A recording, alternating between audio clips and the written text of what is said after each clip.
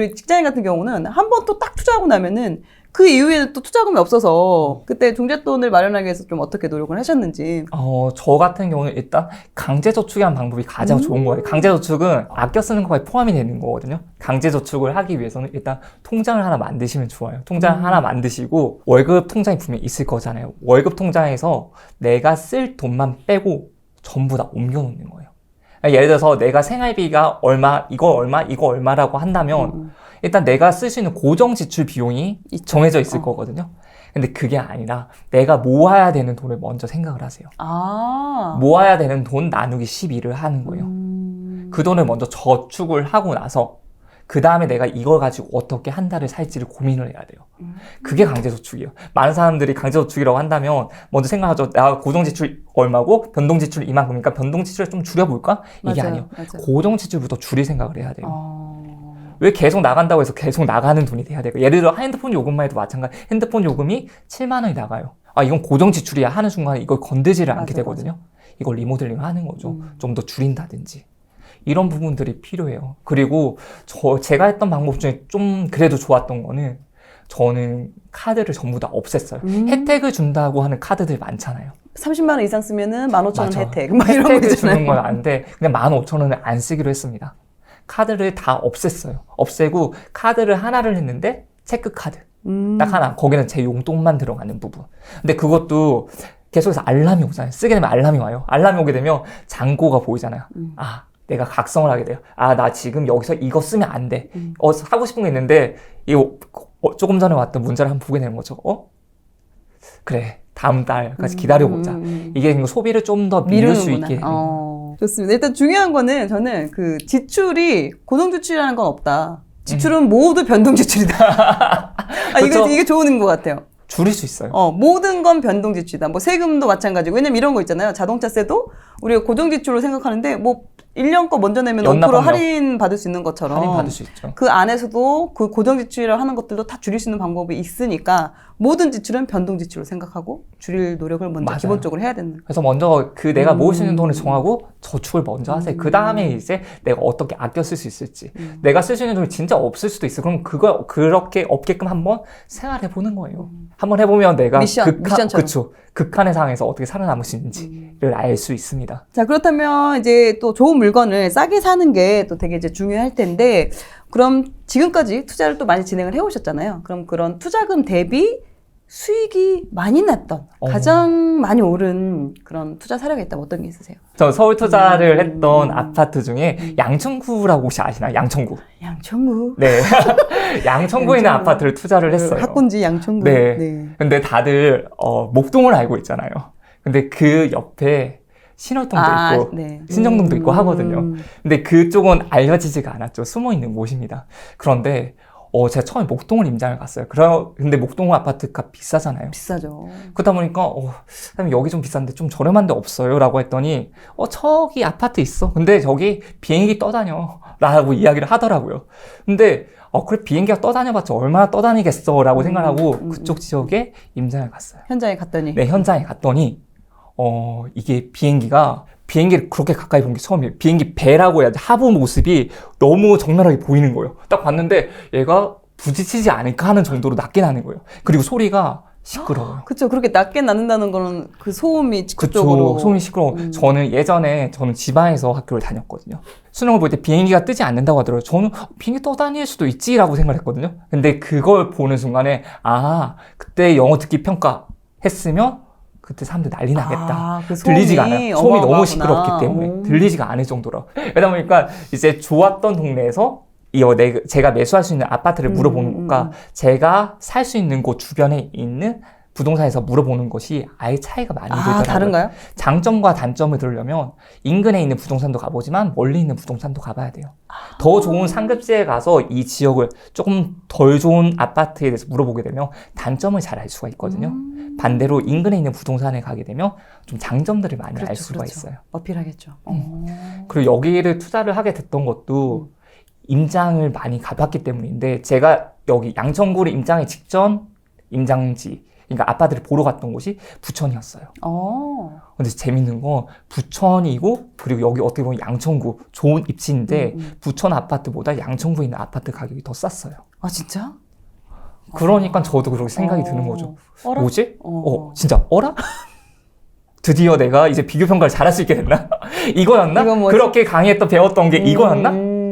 제가 얘보다 싸네 이거였나? 입지는 서울하고도 더 가깝고 얘는 또 서울이고. 그쵸, 서울이죠. 강남하고도 가깝고 또 목동 바로 옆에 있어서 학군도 뭐 학원가도 괜찮고 가깝고. 학원가 가깝고. 네. 단지 하나 비행기 떠다니는 거. 근데 진짜 괜찮은 게 장점만 가득하고 단점 없는 아파트 있을까요? 물론 있을 수 있겠죠. 근데 그 가격은 어마어마하게 비싸잖아요. 그 비행기 보이는 거에 그거에 그래서 이 가격이구나 하고 그냥 그렇게 받아들였을 것 같아요. 일반인이었다면. 저는 그래도 그게 그렇게 상관이 없다고 생각을 했던 이유 중에 하나는 일단 제 투자 기준 안에서 비행기가 떠다니는 건 없었습니다. 물론 다른 사람들이 유해시설이라고 할 수는 있겠지만 다른 사람들이 여기에 살지 않을 이유가 될 수는 있겠지만 제 투자 기준 안에서 비행기가 떠다니네? 비행기 소음이 있네? 이건 투자 기준에 없었어요. 그래서 배제를 하고 제 투자 기준 안에 있는 그런 요소들만 봤던 거예요. 그랬더니 부천에 있는 제가 알고 있는 아파트들보다 입지가 더 괜찮은데 가격이 쌌기 때문에 제가 매수를 했던 거죠. 그때 실제 투자금 얼마나 들어갔나요? 그때 투자를 했을 때 매매 전세 차이가 2천만 원 정도였었고 또 인테리어를 했었거든요. 제가 구축 아파트를 이제 매수하다 보니까 인테리어를 좀 많이 했습니다.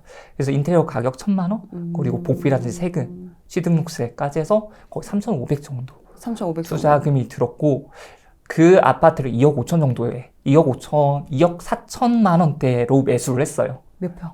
21평입니다. 매수를 했는데 지금 가격은 뭐 고가에 나와 있는 건 7억 정도에 나와 있고 좀 저가에 나와 있는 건 6억 정도에 나와 있습니다. 수익률이 또 어마어마합니다. 네, 또 좋습니다. 네, 이 아파트 잡았던 건 싸기 때문에 잡았던 거예요. 근데 이 아파트가 사실 언제 오를지는 모르는 거거든요. 그렇죠. 사고 바로 올랐나요? 아니요, 사고 나서 꽤 있었습니다.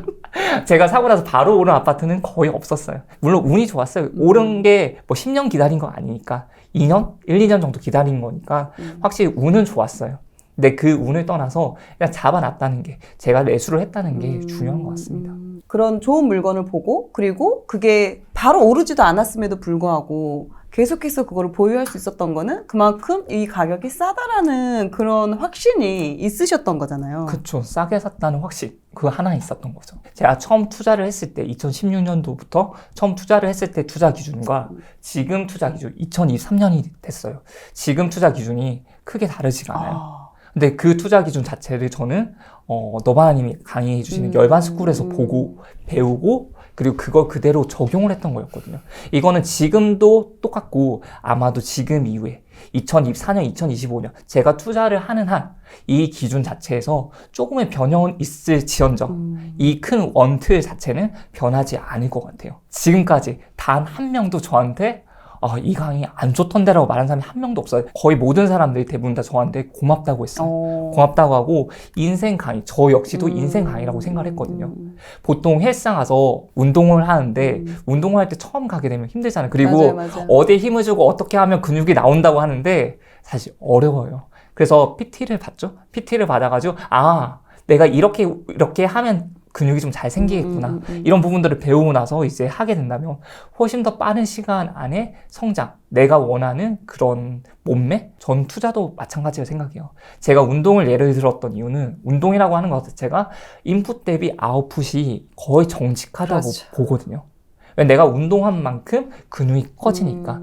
그러면 전 투자도 거기에 맞게끔 한다면 투자도 제대로 된 방법을 배우고 그렇게 행동을 한다면 실제로 행동을 하게 된다면 성장하는 것도 아웃풋도 비슷하지 않을까 생각이 들어요. 어떤 부분이 가장 좀 인상 깊으셨나요? 제가 지금까지 흔들리지 않는 투자 기준을 배웠던 부분 그리고 이렇게 하락장 2019년도에 수도권 공급이 많으면서 가격이 떨어졌던 적이 있었거든요. 전세 가격이 많이 떨어졌던 적이 있었는데 그럴 때 어떻게 대응해야 되는지. 왜냐면 너아님 같은 경우는 저희보다 훨씬 오래전부터 투자를 하신 분이고 그리고 그에 따라서 상승장 하락장을 경험을 해보신 분이잖아요. 그렇게 되다 보니까 이런 게 처음은 아니에요. 많은 사람들이 지금 내가 처음 경험을 하기 때문에 이걸 어떻게 하지? 이거 처음 보는 일인데? 라고 생각하는 경우들이 많잖아요. 그런데 우리가 경험을 하고 있는 대부분의 일들은 이미 있었던 일들이 가능성이 높아요. 그래서 과거를 보고 현재 어떻게 하면 되는지를 보는 사람들도 많이 있잖아요. 그런 것처럼 이렇게 내가 흔들릴 때마다 잡을 수 있게 해주는 원동력이 되기도 해요. 그래서 그런 마인드적인 측면도, 기술적인 측면, 마인드적인 측면도 많이 배웠어요. 그렇기 때문에 저는 오히려 투자에 대해서 배웠다기보다는 인생에 대해서 배웠다라고 말을 하는 것도, 인생 강의라고 하는 이유도 거기에 있지 않나 싶습니다. 그 수업을 언제 처음 들으셨어요? 제가 2016년 초에 들었어요. 2010년 2월. 초면은 2월이면은 열반스쿨 1기네요. 네, 열반스쿨 기수로 1기. 따지자면? 기수로 따지면 1기예요. 저 같은 경우도 이제 1기를 이제 들었었잖아요. 그래서 저는 또 이제 한 번만 들은 게 아니라 4번을 들었거든요. 처음 들었을 때는 너무 다 신기했어요. 다 맞아요. 신기해서 그냥 재밌다 이런 거의 반응이었던 것 같아요. 물론 모든 걸 다 알아듣지 못했지만 그냥 재밌었던 것 같아요. 투자 이야기 그렇구나 했는데 이게 그러니까 아무 경험이 없으니까 다 신기했고, 근데 두 번째 들었을 때가 그로부터 한 1년이 지났을 때였어요. 1년 지나고 제가 투자를 한 채, 두 채 정도 하고 나서 이제 들었을 때는 다시 한 대를 또 딱 맞은, 다시 또 뒤통수 한 대 맞은 그런 느낌이었거든요. 이게 경험이 없을 때 듣는 거랑 또 내가 그런 모든 과정을 한번 이렇게 전체적으로 한번 겪고 나서 강의를 또 들었을 때는 내가 했던 행동들과 그리고 이제 알려주는 그 부분들이 이제 매칭이 되잖아요. 복귀가 되죠. 매칭이 되면서 내가 많이 놓쳤구나. 그런 그러니까. 걸 또 느낄 수 있는 그런 또 시간이었기 때문에 저는 그 재수강을 한 것도 또 되게 저한테 의미가 있었다라고 좀 말씀을 드릴 수가 있고. 저 같은 경우 처음 들었을 때 이제 저는 뭐 집값 하락 문자기도 하고 부정적인 생각을 많이 가지고 있었다 보니까 좀 그냥 어떤 강의인지 들어보자라고 하는 그런 스탠스가 분명 있었거든요. 그런데 자본주의에 대해서 제가 생각했던 게 거의 대부분이 잘못된 정보였구나. 이걸 너무나도 세게 맞았어요. 너무나 세게 맞아가지고 저 그냥 속으로 이런 말을 했어요. 우리 진짜 순살 치킨 되는 거 아닌가? 뼈 없는 치킨 되는 거 아닌가? 뼈를 너무 많이 맞으니까 이게 너무 아픈 거예요. 집에 왔는데 몸이 아픈 거예요. 근데 왜 아플까 생각해봤더니 정신적으로 너무 힘든 거예요. 저도 그래서 13기 재수강을 했었거든요. 13기 재수강을 했는데 말씀하신 거랑 똑같은 걸 느꼈어요. 진짜 내가 경험을 해보고 들으니까 정말 더 아프구나. 맞아요.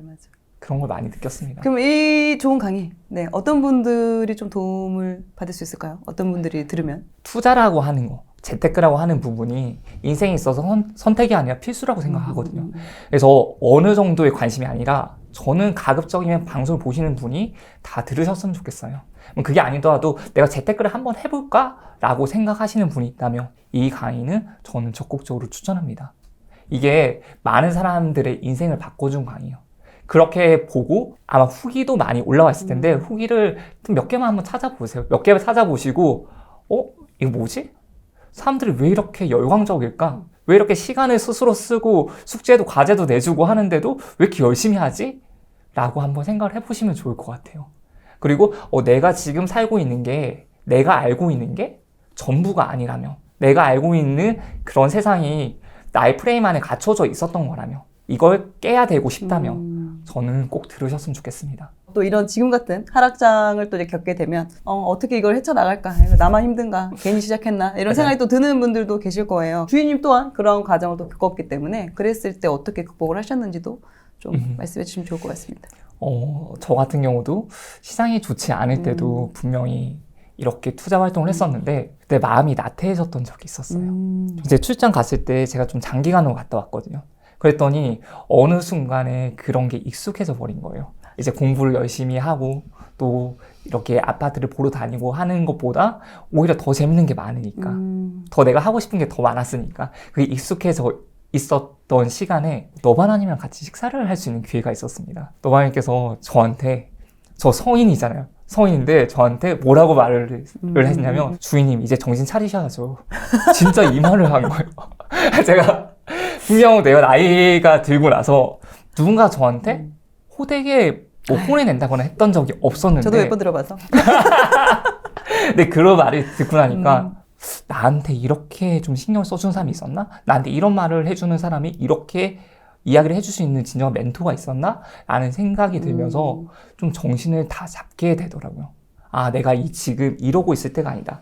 그 생각이 사실 투자 초기였거든요. 지금 이렇게 떨어지고 있는 시장에서도 항상 그 말이 생각나요. 지금 이렇게 정신 차리고 내가 할 수 있는 것에 최선을 다해야 되는데 본의 아니게 내가 해결할 수 없는 부분들, 이런 부분들에 대해서 신경을 쓰고 있다면 오히려 내가 잘못하고 있는 게 아닌가? 금리가 오를까요, 내릴까요? 이건 알 수 없는 거잖아요. 전혀 상관이 없는 거잖아요. 이건 내가 할 수 있는 부분이 아니고, 그럼 내가 할 수 있는 부분이 뭔지에 대해서 알아야 되는 거거든요. 내가 할 수 있는 부분은 내 자유의지로 스스로 할 수 있는 거예요. 그렇다면 하루에 한 번씩 임장을 가는 거, 하루에 한 번씩 아파트를 보러 다니는 것도 있을 거고요. 하루에 한 번씩 책을 보는 것도 있을 거고요. 하루에 한 번씩 운동을 하는 것도 있을 거고요.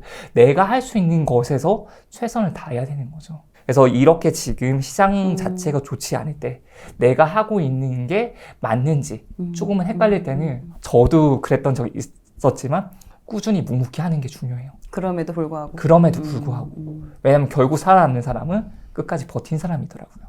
2019년 때도 시장이 좋지 않았을 때 주변의 동료들이 많이 떠났어요. 그때 아마 코크님 주변에서도 네네네, 맞습니다. 많이들 포기하고 떠났을 거예요. 물론 다른 곳에서 더 잘하고 있으시겠지만 이 월부에서는 많이 떠나셨는데, 제가 떠나지 않았던 이유, 제가 이걸 계속 했던 이유를 꼽아보니 이렇게 좋은 환경에 있는 것도 있고 저한테는 다른 걸 할 수 있다는 생각이 안 들었어요. 그냥 부동산이 전부다, 내가 할 수 있는 이 투자가 전부다, 정말 이 한 울만은 정말 제대로 한번 파보자, 이런 생각들을 많이 했던 것 같습니다. 마인드 컨트롤을 좀 많이 했던 것 같아요. 좋습니다. 그때 마인드 컨트롤 할 때 좀 도움이 됐던 책. 마인드 컨트롤 할 때 했던 책이라면 저는 사실 나는 부동산과 맞벌이 한다가 좀 큰 도움이 됐었고요. 그리고 하나 더 말씀을 드리자면 인생이 변명하지 마라라는 책이 있어요. 네. 근데 그 책이 절판이 된 걸로 알고 있는데 혹시 그 책을 보실 수 있다면 그 책을 한번 보셔도 좋을 것 같아요. 네. 제가 좋아하는 문구도 정말 많고 그 책은 책으로만 봐도 좀 뼈를 때리는 부분들이 아픕니다. 많기 때문에 아파요.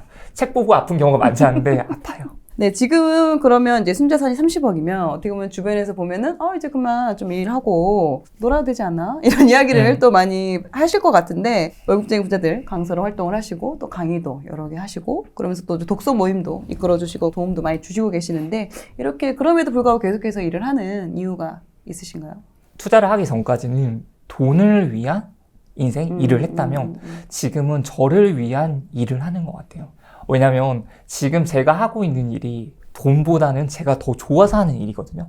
정말 너무나도 좋고, 제가 언제 이걸 느꼈냐면 정말 힘들 때 있잖아요. 정말 너무나도 힘들 때, 너무나도 힘들어서 아무도 하기 싫을 때 제가 아프리카 코칭을, 그것도 열반 아프리카 코칭이었던 것 같은데 너무 몸이 안 좋은 거예요. 그래서 사무실에서 잠시 엎드려서 잤어요. 근데 저도 모르게 1시간 정도 잔 거예요. 그리고 아프리카 코칭이 그 강의 그 수강 외에 별도로 또 진행이 되는 약간의 또 다른 강의의 하나인 거죠. 맞아요. 1시간 정도를 자고 일어났는데 거기 옆에 있잖아요. 양파리님 있고 박남 미셸님 있고 너나이님 있고 하는데 저를 보더니 놀라는 거예요. 얼굴 왜 그러냐고, 너무 안 좋아 보인다 그러는 거예요. 저 지금 좀 몸이 안 좋은 것 같아요. 그런데 시간을 보니까 벌써 코칭을 해야 되는 시간이에요. 왜냐면 몇천 명이 기다리고 있으니까 그 시간을 바꿀 수 없는 거거든요. 맞아요. 그래서 뚜벅 해서 이제 방송을 하러 갔어요. 그 교단처럼 있는데 거기서 서서 이제 아프리카 코칭을 하는 거였거든, 그때는. 섰는데 아프리카 코칭이기 때문에 아프리카에서 댓글로 올려주는 거를 소통을 하면서 올려주는 거 제가 대답을 해드리는 거예요. 그때는 질의응답을 하는 거였는데 질의응답을 하면서 제가 오히려 힘이 나더라고요. 그리고 에너지가 이렇게 끌어올라온 3시간, 4시간 정도를 했는데 완벽하게 회복이 되는 거예요. 내가 진짜 이거 좋아하는 사람이구나. 이렇게 내가 아는 부분들을 사람들에게 알려주는 것도, 도움이 될 수 있게끔 하는 것도, 이런 부분들을 다 좋아하는 사람이구나 라는 생각이 그때 정말 많이 들었어요. 그리고 제가 하고 있는 코칭이라든지 독서 모임 말씀해 주셨지만 강의라든지, 그리고 이렇게 방송을 한다든지, 이런 부분들이 저한테는 어떻게 보면 행복한 일이에요. 이제 저는 돈을 떠나서 제가 행복한 일을 찾은 것 같아요. 이전에는 사실 행복한 일을 찾으라고 했을 때 저를 필요로 하는 한 끝까지 하지 않을까 싶습니다.